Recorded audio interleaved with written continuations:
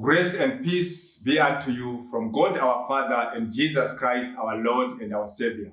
My name is Moses Topher, and I welcome you to Sound Teaching Series, which is a series of teachings which is brought to you by Sound Teaching Ministries. Our ministry is to teach the sound doctrine of our Lord Jesus Christ and liberate people from the jaws and claws of crooked doctrines and bring them to the point of knowing the truth so that they can be set free. The Bible says that you shall know the truth, and the truth shall set you free. The truth shall make you free. Praise be unto God. Today we are continuing with our teaching series, which is titled Unpacking the Enigma of Salvation. Praise be unto God. Today we are learning about the mystery of the marks of Christ. This is a deep spiritual, topic, which is very important for me to teach. Now, the question of the mystery of the marks of Christ is actually an area of salvation which is quite a mystery to many people, which many people do not understand, including those who are preaching. Praise be unto God. Praise be unto God. It is one of those topics which teaches you that prosperity gospel is not sound gospel. I've said this before, and I will say this over and over again. As long as I teach, I will show you in one way or the other why prosperity gospel is not the gospel of God. But I'm not only showing you why this gospel called prosperity gospel is not the gospel of God. I am also showing you which gospel is sound doctrine. Praise be unto God. So I'm juxtaposing prosperity gospel with sound doctrine so that you understand that prosperity gospel is different from sound doctrine, is antithetical to sound doctrine. Praise be unto God. But people argue defending crooked doctrines because their understanding of scripture is superficial and is crooked. Praise be unto God. It is very important that before you argue, you must listen. Probably by the grace of God, you can be liberated from those crooked doctrines which you are following. Praise be unto God. There are people who argue, but they don't have even an iota of wisdom when it comes to scripture. They are quick to argue. Have you ever asked yourself whether God gave you a certain amount of wisdom in order to understand scripture? Praise be unto God. If you don't have that wisdom and you argue, it's a disaster. It's a disaster. Praise be unto God. Now, prosperity gospel teaches its followers that they are children of God. I want you to learn from this teaching how crooked the prosperity gospel is. So it teaches the followers that you are children of God. And because of that, no one should touch you. All your enemies should die. You should not suffer because you are a child of God. Christ died for you so that you can live a prosperous life. You can live a trouble-free life. You can live a life of abundance. You can have money. Praise be unto God. Praise be unto God. Praise be unto God. This is what prosperity gospel teaches its followers. You cannot suffer because you are a child of God.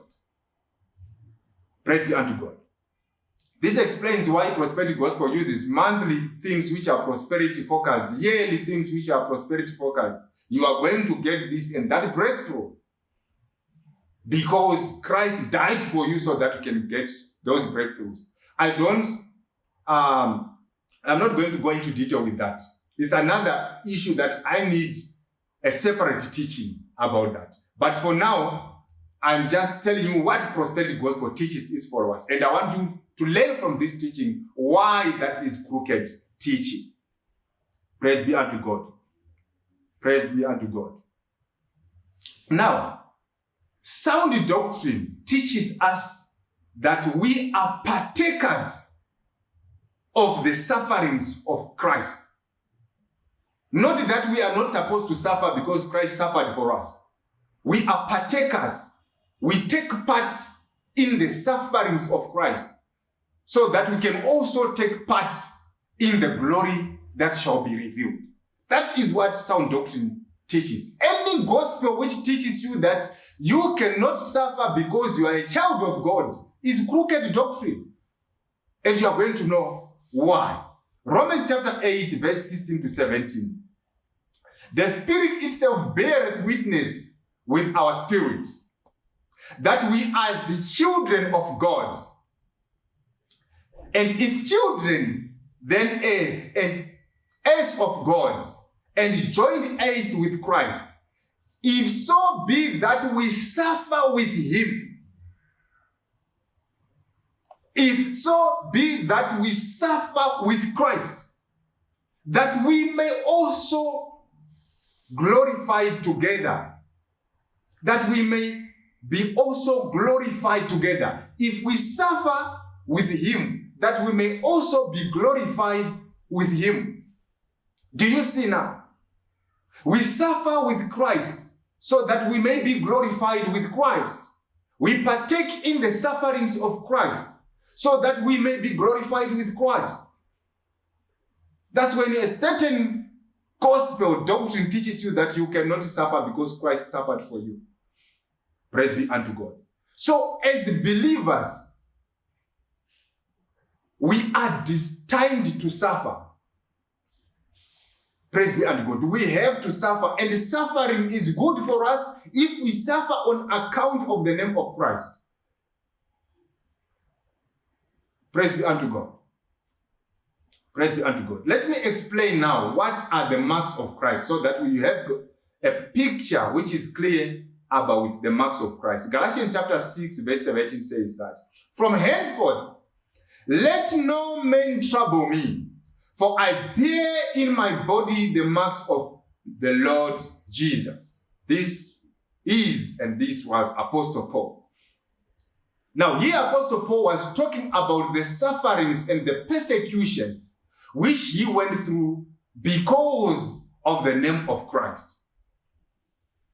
For example, he was stoned, he was robbed, he was imprisoned, he was beaten, he experienced a shipwreck, and all those things which he suffered on account of the name of Christ. So you are saying, from henceforth, no man should trouble me because I bear in my body the marks of Jesus Christ. Praise be unto God. Now, what are the marks of Christ? The marks of Christ are those sufferings and afflictions which we believers go through on account of our faith in Christ, which means that there has to be a connection, there has to be a link between the suffering, between the affliction and your faith in Christ.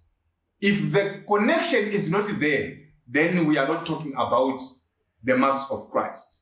Praise be unto God. Praise be unto God. So what does it mean? It means that you can lose your job. It means that you can lose a business or your business or a business opportunity. It means that you can be physically, verbally, emotionally assaulted and attacked. It means you can be harassed. It means that you can be imprisoned on false accusations. It means that you can be robbed. It means that you can be deprived of your property. People can even come and destroy your property. It means that you can be refused access to opportunities. It means that you can lose the relationships that you have established. It means that you can even lose your loved ones. Praise be unto God. And it means that you can even lose your own life. You can be killed just as Stephen was killed. Praise be unto God. So these are social, these are physical, these are economic, these are emotional, these are psychological marks which you suffer on account of the name of Christ. Praise be unto God. You don't need to go about looking for the marks of Christ to say, where are they? Let them come to me so that I can suffer for Christ, I can have the marks of Christ. No. These are sufferings and afflictions which naturally come to you because of Christ who is in you. Because they hate Christ who is in you. So they fight you on account of the one who is in you. So you don't need to go about looking for them. They naturally come to you. Praise be unto God. Praise be unto God. Now, it is important for me to make it clear that there is a difference between marks and the marks of Christ. Praise be unto God. If you are a believer and you lose your job because you are incompetent, there's no mark of Christ there. But if you lose your job on account of your faith in Christ, your employer says to you that because of your faith in Christ, because of the gospel that you are following, you cannot work here. Then you have lost that job on account of your faith in Christ. So I want to make that link clear so that you know the marks which are just marks and the marks which are marks of Christ. Praise be unto God. Praise be unto God. If you are robbed, for example, on your way to the gym, you are robbed on your way, to do things which have nothing to do with God. For example, there are no marks of Christ to talk about. But if you are robbed, for example, you are going to preach the word of God. You are coming from preaching the word of God and you get robbed on account of your preaching the word of God. Then we talk of marks of Christ. Praise be unto God. If people come and rob your property in your house, just because they are robbers who are just seeking to rob people, there are no marks of Christ. But if people come to your house and take away your property and confiscate your property because of your testimony, because of your faith in Christ, we are talking about marks of Christ. If people burn your property, your car, whatever, because of the gospel that you preach, because of the gospel that you follow, which is the true word of Christ, the word of truth, then we are talking about marks of Christ. There has to be a link between the suffering, between the affliction, and the name of Christ. If that link is not there, then we are not talking about the marks of Christ. Now, there are people who are going to those churches or who have been to those churches where prosperity gospel is preached, who have deep marks. Many of them were defrauded of their money. Some of them were imprisoned. They were put under the bondage of the spiritual father and the spiritual mother. Some of them were abused. Some of them even lost their marriages. Praise be unto God. Those are marks, but they are not marks of Christ. You got those marks because of the lust of flesh, because you wanted to gain this breakthrough and that breakthrough, and you went to that church, and then you got these marks. Christ has absolutely nothing to do with such marks. They are not marks of Christ. Praise be unto God. Praise be unto God. False preachers themselves, they also have marks. False preachers, they are accused of many things. Some of them are arrested and prosecuted. Some of them are convicted and jailed. Some of them have to skip borders. Praise be unto God. Running away from justice, for example. So they have marks. But those marks are not marks of Christ. Because you are not encountering those sufferings and afflictions on account of Christ, because the doctrine which you are preaching is not the doctrine of Christ. So without the doctrine of Christ, there are no marks of Christ. Praise be unto God. Now, there are 4 important factors which I need to talk about so that you can understand what we call the marks of Christ. The first factor is that it is not possible to be a believer who does not have even a single mark of Christ. It's not possible. It's not possible. It's difficult for me to see a true believer who does not have even a single mark of Christ. And I've explained clearly what the marks of Christ are. And you can begin even to look at your body and check if you have marks of Christ in your body. But you cannot be a believer who does not have even a single mark of Christ. Do you know that I can ask you this question? That are you a believer? Then you say, yes, I am a believer. Then I can proceed to say that, show me the evidence that you are a believer. Show me the marks of Christ in your body. Here, I'll be asking you about the question of whether you have suffered, whether you are partaking in the sufferings of Christ. If you cannot show me those marks of Christ, if you cannot demonstrate that you are partaking in the sufferings of Christ, then you cannot convince me that you are a believer. Because the marks of Christ are incontestable evidence that somebody is a true believer. I cannot consider myself a true preacher if I do not have even a single mark of Christ. Because the moment that you preach sound doctrine, people will hate you and they will throw weapons against you, and you will have marks of Christ. I don't have many months after I started to preach this sound doctrine, but I can already see marks of Christ. I already have some marks of Christ, and I know that marks, more and more marks will come, and I'm ready for them because I have an understanding of what it means to partake in the sufferings of Christ. Praise be unto God. Praise be unto God. The second factor is that you cannot acquire the marks of Christ if you are not willing and ready to suffer for the name of Christ. That's why I'm saying prosperity gospel is crooked, because it teaches you and it tells you that you are not supposed to suffer. But if you cannot suffer, if you are not willing to suffer for the name of Christ, and some of these sufferings are economic deprivation. You lose economic substance. If you are not willing and ready to suffer for his name, you cannot have the marks of Christ. The third factor is that you cannot acquire the marks of Christ if you are not a follower of sound doctrine. So without sound doctrine, there are no marks of Christ. There are no marks of Christ. So you cannot have marks of Christ if you are going to those churches where crooked doctrines are preached, such as prosperity gospel. It's not possible.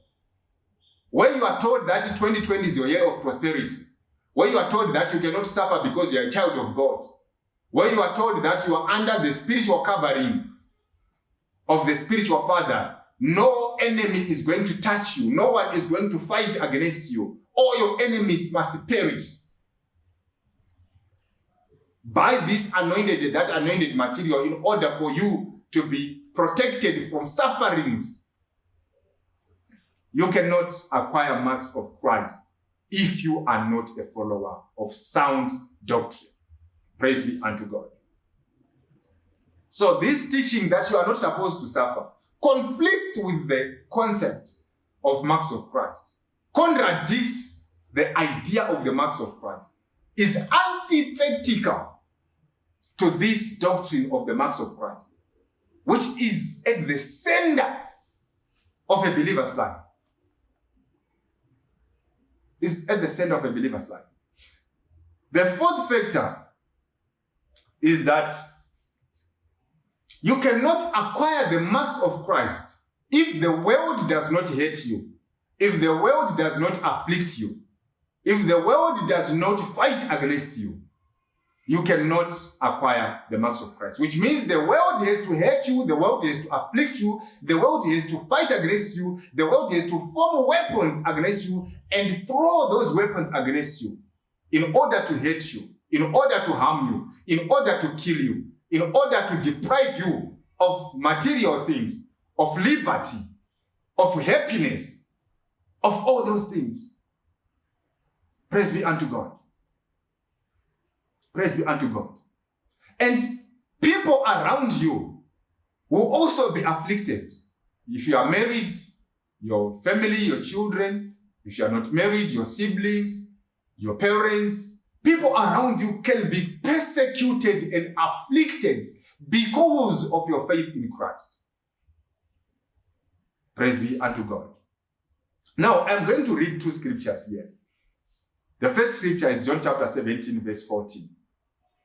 I have given them thy word, and the world hath hated them, because they are not of the world, even as I am not of the world. John chapter 15, verse 18 to 19. If the world hates you, you know that it hated me before it hated you.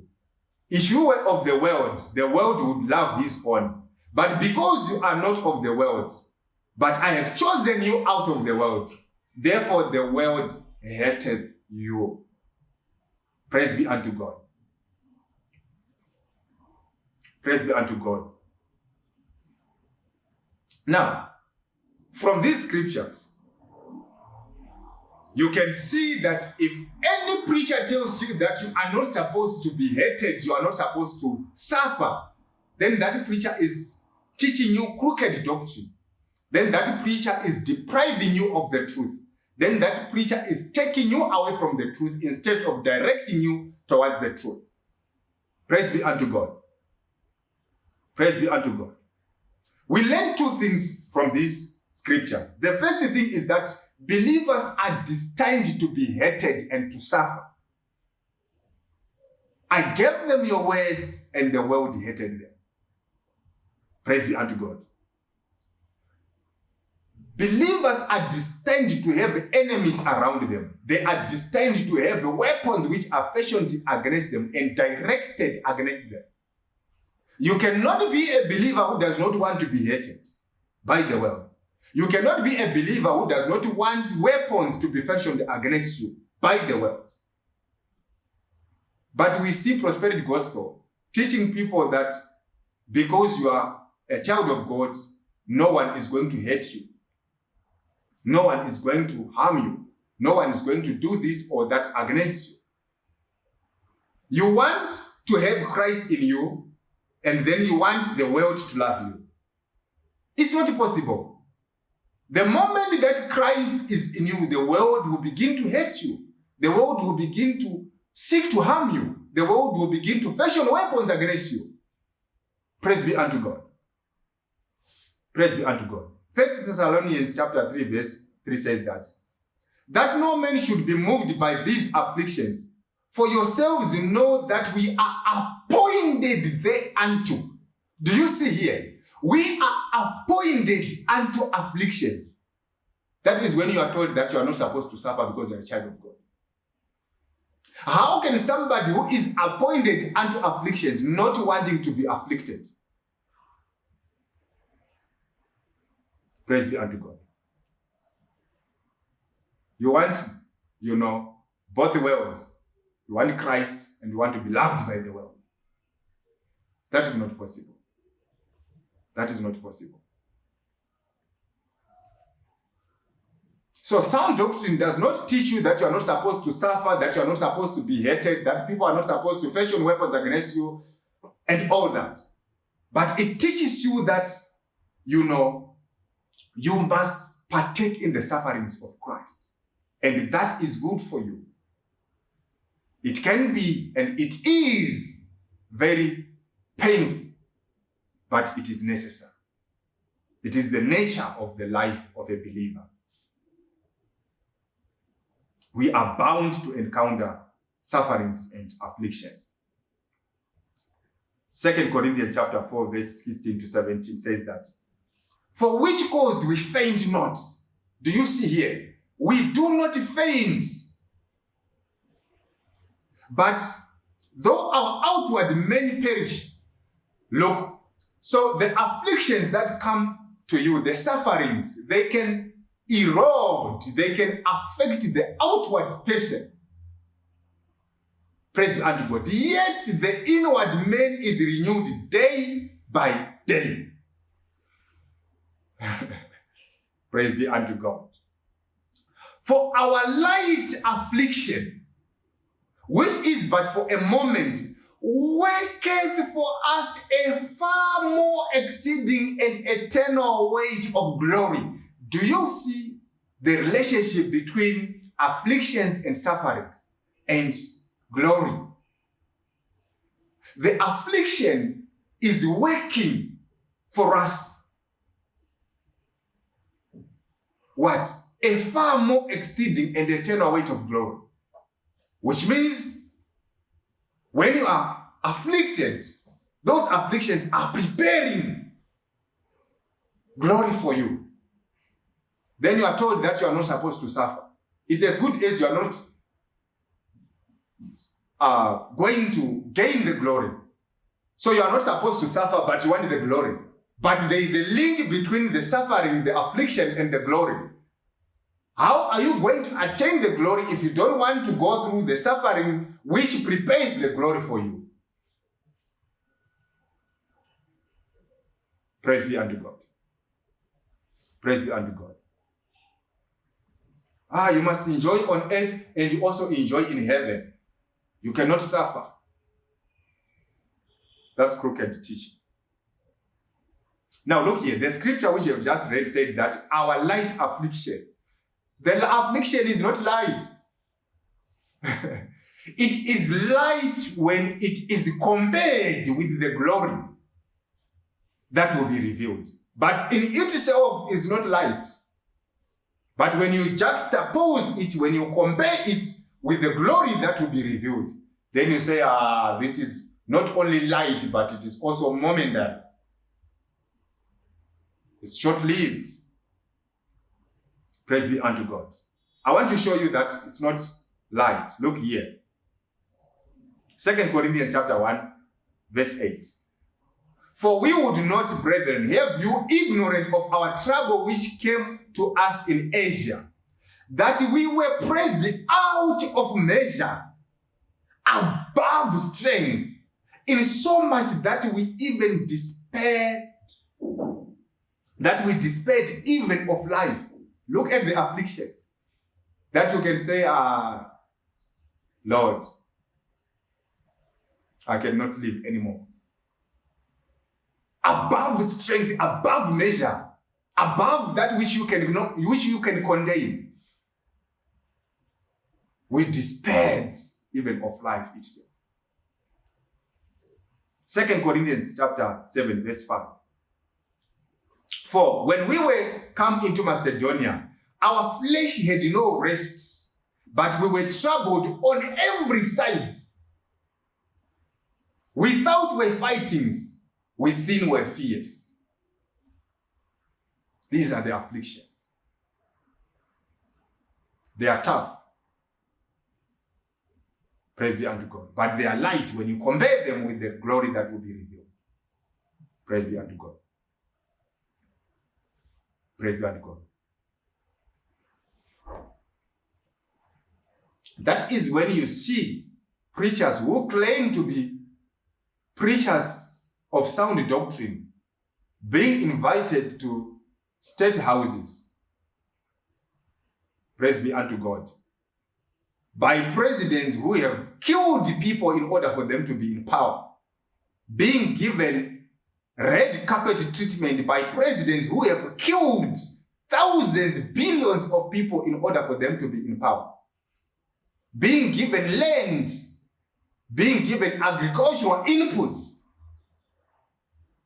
by presidents who have committed atrocities. It's happening here in Africa. And it's happening elsewhere. Praise be unto God. For you to reconcile these two, that Christ said that I gave them your word and the world hated them. And then you see somebody whom Christ gave the word and the world hated that person being one with the world, that person being loved by the world, that person being embraced by the world. I'm not saying that preachers should not relate with leaders, but preachers should tell the truth. Because That is what God wants. They will hide, the Bible says, pray for your leaders. When Ahab killed Naboth, Elijah did not pray for Ahab. Elijah went to Ahab and said, you have killed Naboth. The same place where Naboth's blood was leaked, your blood is going to be leaked too. Praise be unto God.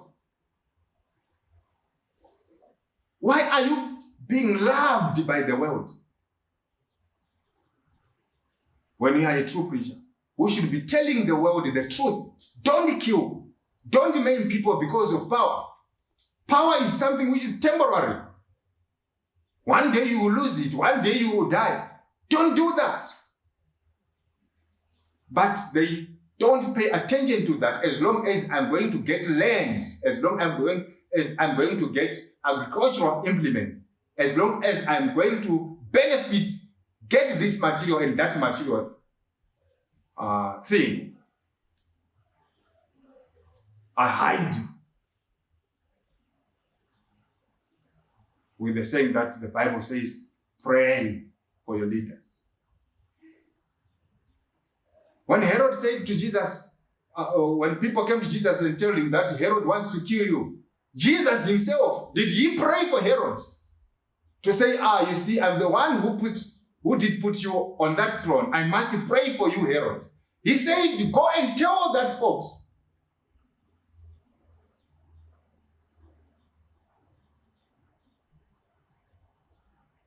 When Herod killed James, you want the church to pray for Herod, who killed James, who has put Peter in prison. The church prayed for Peter. Praise be unto God. Praise be unto God. The marks of Christ. It's a very deep spiritual topic. May the Lord help you that you may understand what I'm teaching. May the Lord open your heart.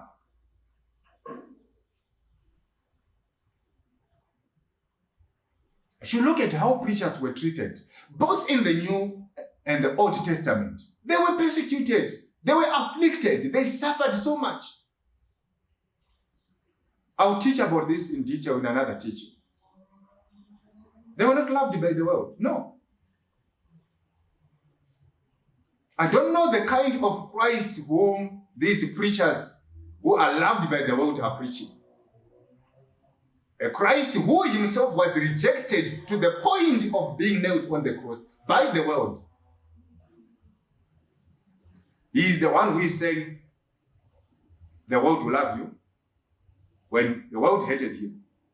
That's not the Christ that I'm preaching. I preach the Christ who was hated, who said that I gave them my word and the world hated them. The Christ who said that if the world hates you, you know that it hated me before it hated you.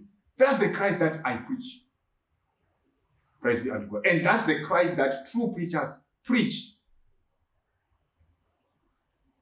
I cannot be loved by the world when the one who sent me was hated by the world. Now, the second thing that we learn from these scriptures is that believers are not hated for many things. This is something very fundamental.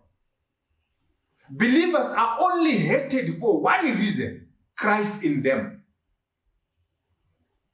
That they are not of the world. They are God's elect. That's the only reason why believers are hated by the world. Praise be unto God.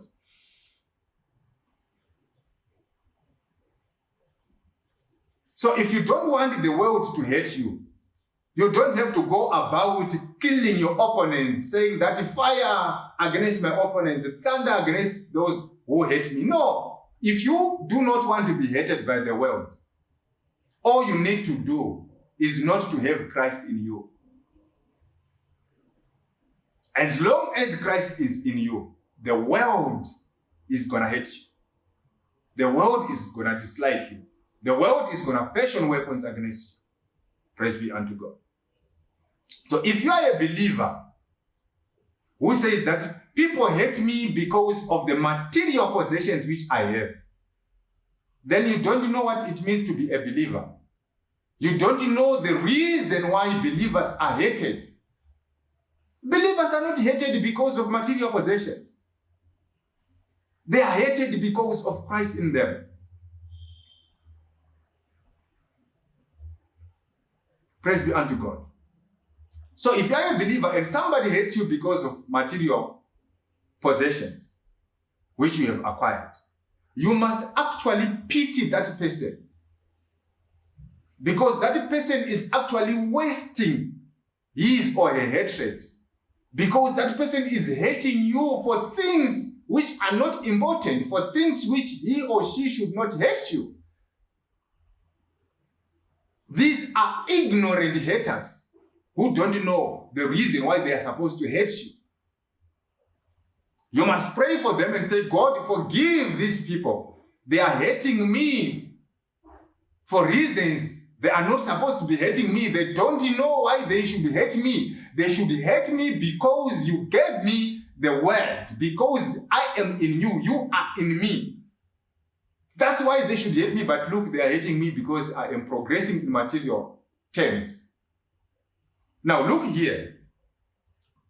Such people who hate you on account of your material possessions, they will hate you and they will fight you on the side of your material side of story or material side of life, without knowing that you are not looking for material things. Do you know that it is possible to be rich without looking for material things? And then somebody hates you because you are rich. What it means is that such enemies are not able to fight you at the level of what you are looking for. Imagine that Abraham was rich in material terms, was rich in gold, in silver, in diamond. But he was not looking for material possessions. He was looking for a city whose builder and maker is God. He was not looking for a Canaan which was flowing with material possessions. That's why he dwelt in tabernacles. He dwelt in tents as a stranger in the land of promise. Now imagine that somebody hates Abraham because Abraham is rich, because Abraham has material possessions. Do you think that person will be able to fight Abraham at the level of what he is looking for? The city whose builder and maker is God. Do you think that Abraham will be bothered with such an enemy who hates him for things he is not supposed to hate him? Who hates him for things he is not actually looking for? Abraham will look at that person and say, shame on you. You don't even know and understand the reason that you're supposed to hate me. And you are not able to fight me at the level of what I'm looking for. I'm looking for a better city. I'm looking for a city whose maker and whose builder is God. I'm not looking at these material riches. Praise be unto God. An enemy who is not able to fight you at the level of what you are looking for is a weak enemy. Is not an enemy. Is not an enemy to be worried about. Praise be unto God. Praise be unto God. The fifth factor is that you must count it pure joy when you suffer these sufferings and afflictions on account of the name of Christ. This is something which many people do not understand. And I believe that this teaching will help you. If you are God's elect, this teaching will help you. When you suffer those afflictions on account of the name of Christ, you must count it pure, exceeding, abundant joy. Praise be unto God. Praise be unto God. Why do you need to understand this? Because if you don't understand this, there are certain sufferings and afflictions which will come your way by the will of God. Because God would have counted you worth of suffering, shame for the name of Christ. But if you don't understand this idea of the marks of Christ, of partaking in the sufferings of Christ, you, instead of accepting those sufferings with joy and gladness, with happiness, exceeding happiness actually, you go before God and start to complain. God, I paid tithe from January to December. God, I seeded to the spiritual father. God, I prayed and fasted. I bought materials. I bought instruments in the church.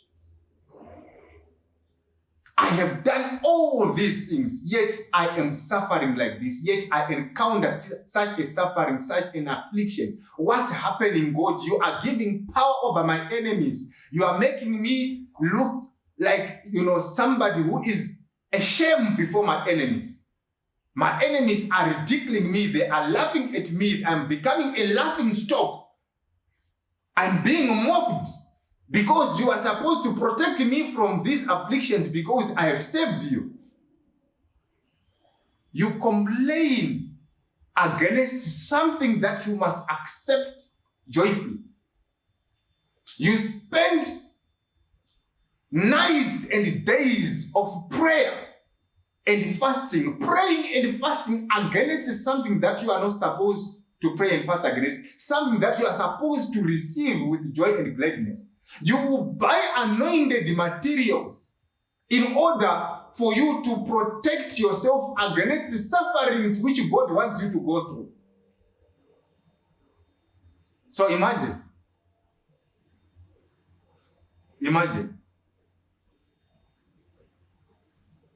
You will say fire, thunder, when you're supposed to say, Father, I thank you. You have counted me worthy of suffering shame for the name of Christ. 1 Peter chapter 4, verse 19. Wherefore, let them that suffer according to the will of God commit the keeping of their souls to him in well-doing, as unto a faithful Creator. You can suffer according to the will of God and then go before God and complain. God, you don't care about me. Because you don't understand that we must partake in the sufferings of Christ. You were taught that because you are a child of God, you cannot suffer. No one can hurt you. No one can harm you. That is not sound teaching. 1 Peter chapter 4 from verse 12 to 15. Beloved, I love this. Think it not strange concerning the fiery trial which is to try you. Don't think that it's a strange thing which is happening to you. There are things which we are going through, afflictions and sufferings which we are going through, which we are supposed to go through. But because we don't have a sound understanding of Scripture, especially of partaking in the sufferings of Christ, then we consider those sufferings and afflictions strange. What is happening to me? It's strange. How can this happen to a child of God? How can this happen to somebody who has paid tithe faithfully, somebody who has seeded faithfully, somebody who has done this and that in the church? You are ignorant. Consider it not strange. Praise be unto God. Let me proceed with this reading. But rejoice in as much as you are partakers of Christ's sufferings. Do you see? You can consider something strange which you are supposed to rejoice because you are partaking in the sufferings of Christ. That's when prosperity gospel teaches you that you are not supposed to suffer. Let me proceed. That when his glory shall be revealed, you may be glad also with exceeding joy.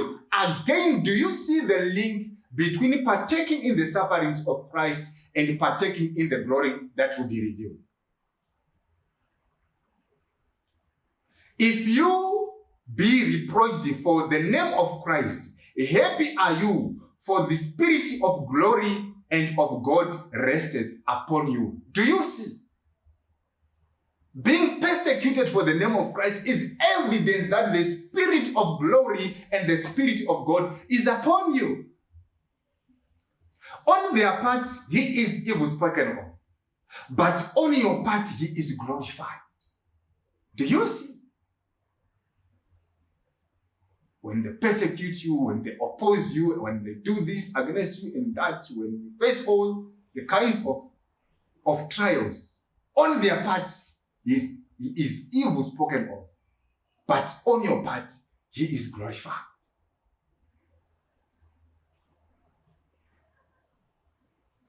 But let none of you suffer as a murderer, or as a thief, or as an evildoer, or as a busybody in other men's matters. Do you see now what I said before? That there are marks and marks of Christ.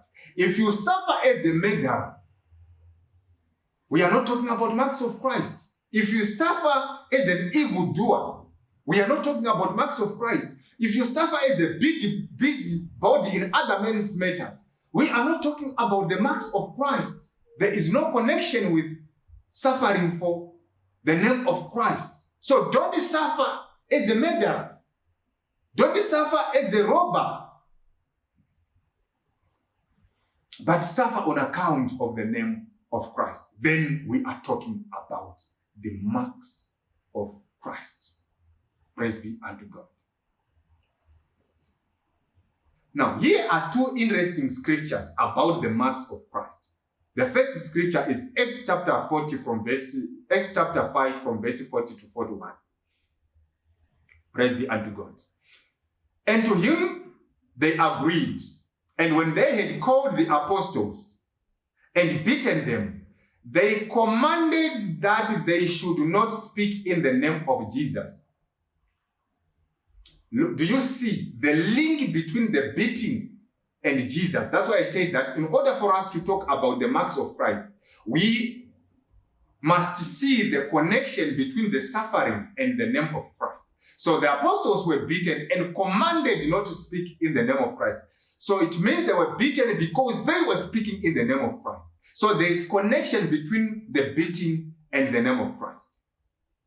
And let them go. And they departed from the presence of the council, rejoicing that they were counted worthy to suffer shame for his name. Do you see now? How do you reconcile being beaten and rejoicing? I imagine if these people who beat the apostles would have seen the apostles leaving the council rejoicing, what was going to come into their mind? We just beat these people as thoroughly as we did, but they are rejoicing. How can this happen? How can you reconcile these two? The apostles did not say, God, we are speaking in your name. We are preaching you, Jesus, but you are giving power over these people to beat us in as much as they did. They did not complain.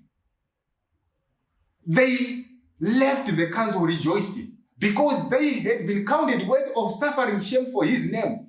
They understood, they knew the relationship between partaking in the sufferings of Christ and partaking in the glory that will be revealed. So they say, God, we thank you for this beating.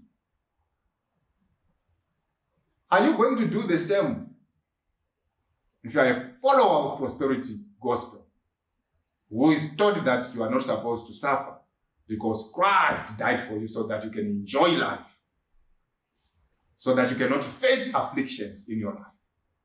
Praise be unto God. If you don't understand what I'm teaching here,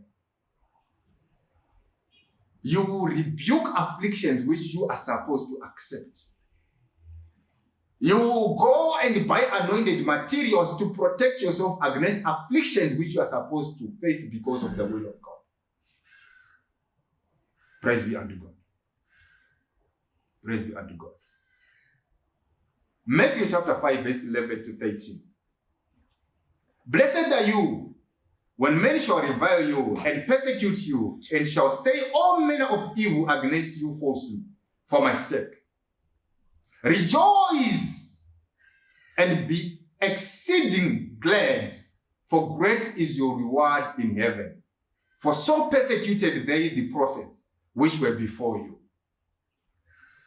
Philippians chapter 1 verse 28 to 29.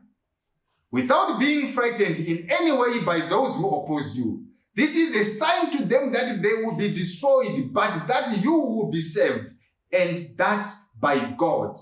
For it has been granted to you on behalf of Christ, not only to believe in him, but also to suffer for him. We don't only believe in Christ, but we also suffer for Christ. That is when you see and hear somebody saying, fire, thunder.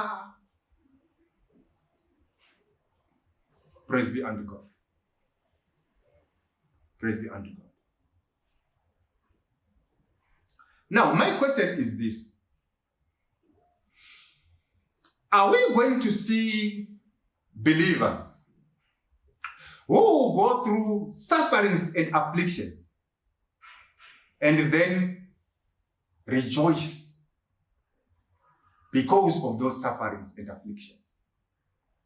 Are we going to see believers who are going to pick a call and call that apostle and say, Apostle, I am very happy today because I have lost my job on account of my faith in Christ. My employer has sacked me because of my faith in Christ. I am so happy. I no longer have a job, but I have been counted worthy of suffering shame for the name of Christ. Are we going to have believers who pick that call and call that apostle and say, Apostle, I am very happy today because certain people came to my place and confiscated my property because of my faith in Christ. As I'm speaking to you, my house is empty. I don't have anything in my house because everything has been confiscated. But I am happy because I have been counted worthy of suffering shame for his name. Are we going to have believers like that when we preach this crooked doctrine called prosperity gospel? Look here. I'm not saying that believers must accept every persecution which comes their way. There are times when we need to say no and even to fight back. But what I am saying is that there are certain sufferings and afflictions which we suffer because of the will of God. And we are supposed to accept those sufferings and afflictions gladly, joyfully, because they worketh for us exceeding glory and exceeding joy. Because there are evidence that we have been chosen, we have been found worthy to suffer shame for the name of Christ. Are we going to have believers who have that understanding? Praise be unto God. Praise be unto God. Yeah. May the Lord help you. May the Lord help you. Praise be unto God. May the Lord help you.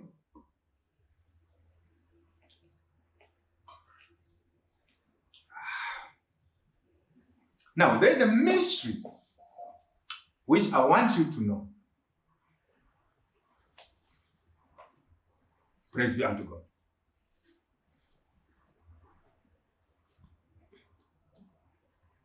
There's a mystery which I want to know. I want you to know this mystery. That as believers, there are situations and afflictions which we suffer. And these situations and afflictions are in a constant state of war against each other. Praise be unto God. Praise be unto God. And these sufferings and afflictions have two goals which are contesting against each other. Two belligerent goals. One goal is to make you to depart from your faith. And another goal is to make you a partaker of the sufferings of Christ. The first goal is the goal which comes from the devil. The devil wants you to go through these sufferings and afflictions so that you may depart from the faith. But on the other hand, God wants us to go through sufferings and afflictions so that we may be partakers of the sufferings of Christ. Do you see here? Praise be unto God. Praise be unto God. So the devil can cause situations and afflictions which are intended to make you to depart from the faith. And God can allow you to go through afflictions and situations in order for you to partake in the sufferings of Christ. Praise be unto God. So what the devil uses in order to destroy you, God uses in order to build you, in order to prepare eternal glory for you. If you don't understand that, that's why people think that every situation is bad. You cannot and you should not go through situations and afflictions. They don't understand this context. That situations come with these goals which are always fighting against each other. One goal from God, another goal from the devil. But at the end, the goal which is going to prevail you is the goal of God. Praise be unto God. Praise be unto God. So you see, when the apostles were asked not to speak in the name of Christ, what the devil wanted was them to depart from the faith. Because if you can no longer preach Christ, you have departed from the faith. But God wanted something good for the apostles, for them to partake in these sufferings of Christ, because he had counted them worthy of suffering shame for his name. It's one situation. The devil's agenda is negative, is wicked, for the apostles to depart from the faith. But God's agenda is good. The same applies to those believers whose property was confiscated. The people who confiscated the property of those believers, they wanted to punish them. They wanted them to depart from the faith. But God used that situation in order to make them partakers of the sufferings of Christ. God used that situation in order to count them worthy of suffering shame for the name of Christ. If you don't understand this interface, this intersection, this context, you cannot be a sound believer. It's not possible. Praise be unto God. Praise be unto God. Praise be unto God. Now, I also want you to understand that those people who persecute you, who cause all these sufferings in your life, God allows them because of a good cause. But the mystery is that God will still punish these people, both in this age and in the age to come. And I will demonstrate this using scripture. 2 Timothy chapter 4, verse 14. I read this scripture before. And Alexander the coppersmith did me much evil. The Lord reward him according to his works. Do you see? The Lord must reward Alexander for the evil which he did to me. 2 Thessalonians chapter 1, verse 6. Seeing it is a righteous thing with God to recompense tribulation to them that trouble you. So don't think that people will get away with the trouble that they are giving you. Even if those troubles are actually because God wants you to go through those troubles. Even if you are suffering those troubles by the will of God, God will still pay those people back. Revelation chapter 6, verse 9 to 11. And when he had opened the fifth seal, I saw under the altar the souls of them that were slain for the word of God, and for the testimony which they held. And they cried with a loud voice, saying, How long, O Lord, holy and true, dost thou not judge and avenge our blood and on them that dwelt on the earth? On them that dwell on the earth. And white robes were given unto every one of them. And it was said unto them, that they should rest yet for a while season, for a little season, until their fellow servants also and their brethren, that should be killed as they were, should be fulfilled. Praise be unto God. God will pay back those who trouble you. I trust that sound teaching series is liberating people from the jaws and claws of false doctrines. And I'm sure that I've made it abundantly clear using this teaching of the mystery of the marks of Christ, that prosperity gospel is not sound doctrine. Continue to follow us. Continue to reach out to us. This is Moses Topher, bringing you sound teaching series from Sound Teaching Ministries. May the Lord be with you. Thank you.